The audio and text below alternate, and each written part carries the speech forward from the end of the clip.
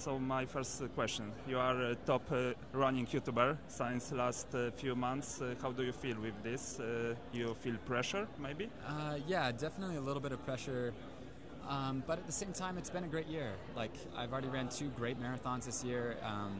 To make my first Olympic team and then be top 10 in the world, like, I've kind of decided to approach New York as, like, this is all gravy. Like, this is all just bonus at this point. And you know, it's a really tough field with Tamrat Tola and the defending champion and obviously, you know, the silver medalist and the previous silver medalist and Connor Mance. Like, it's a really, really good field.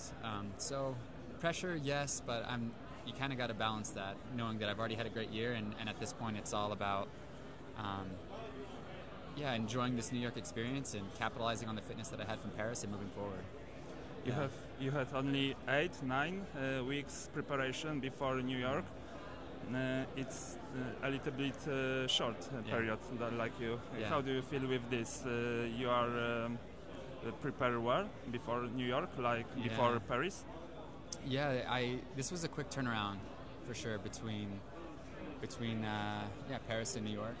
I've never done a build this short before, but I just had to trust that my body would recover and my mind.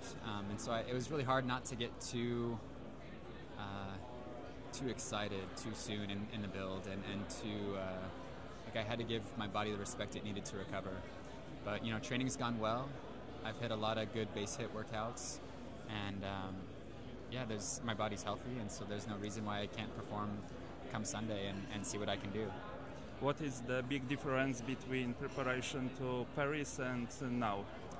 Yeah, very similar. I mean, these courses, both Paris and New York, is really hilly.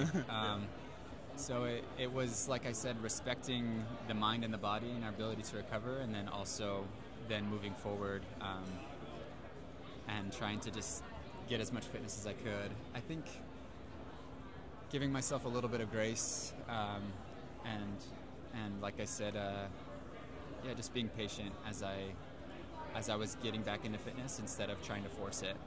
Okay, you think you are in PB shape? You know, it's exciting to think about that because, you know, I ran 2:08 in Paris on a hard course and it was hot and humid. My PB is 2:08 flat, and so it's like, New York doesn't have as much elevation, so on a cooler day, less elevation, with the good fields, maybe we could see a new PB. But I also know that New York is it's rolling hills and it can really break up your rhythm, and so it's definitely not out of the cards, but we'll see. Okay. And the last question, your wife make great meal for you. She does. What do you eat before marathon? Yeah, I mean, eating before marathons is tricky because we don't have the kitchen, right? We're not at home, and so but honestly I just keep it simple with simple carbs, so pasta, rice, and maybe a little bit of sauce and chicken, like just something simple. But Ashley at home, she obviously crushes it. She's always making me curries and sandwiches and soups and tacos, and she's obviously a big reason why I've been able to fuel the monster that's the marathoner. Okay, thank you very much. Thank you so much. Good luck. Nice to meet you. Nice to meet you.